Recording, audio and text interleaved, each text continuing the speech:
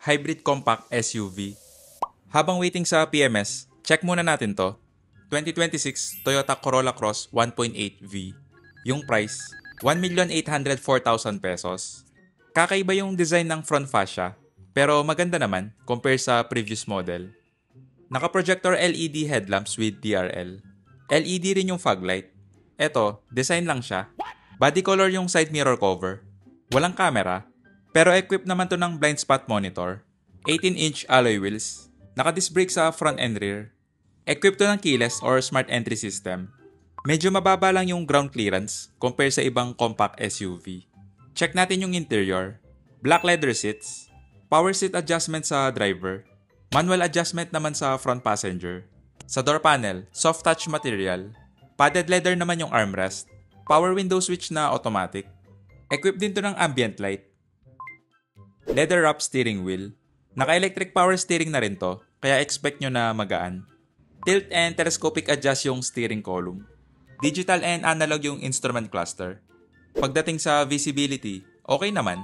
Sakto lang yung ride height. Kitang-kita pa rin yung hood. Hindi rin sobrang kapal ng A-pillar, kaya less blind spot.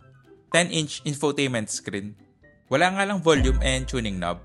May 2 USB port. Dual zone climate control. Okay naman yung feel ng switch. Satisfying yung click. May wireless charging pad.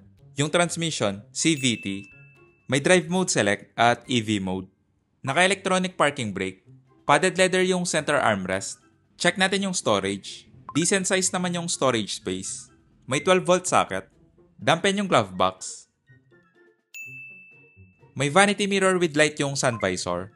Same sa front passenger. Wala nga lang cup holder sa baba ng AC vent. Iset ko lang yung driver seat sa driving position ko. Check natin yung back seat. For reference lang, 5'7" yung height ko. Black leather seats. Sa door panel, soft touch material. Padded leather naman yung armrest. Power window switch na automatic. Nakaset na to sa driving position ko, yung legroom. Okay lang yung space, hindi siya maluwag, hindi rin masikip. Yung foot space, makakapag-stretch ka pa. Hindi nga lang flat yung floor, medyo mataas din yung hump.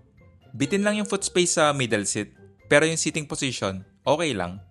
May AC vent, 2 USB port. Hindi rin problema yung seat angle kasi reclining seat naman to. Yung headroom, nasa 4 to 5 inches pa. Check natin yung cargo space. Simple lang yung design ng rear end, hindi siya flashy tignan.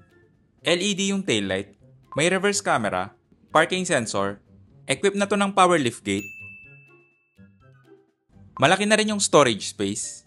May removable cargo cover. Nandito sa underfloor storage yung spare tire. Hindi ko nga lang sure kung full size. Check natin yung engine bay. 1.8 liter hybrid gasoline engine. Wala nga lang akong idea sa performance kasi walang available for test drive. Pero may mga nababasa ako na fuel efficient daw to. Palike na lang and subscribe. Paalam.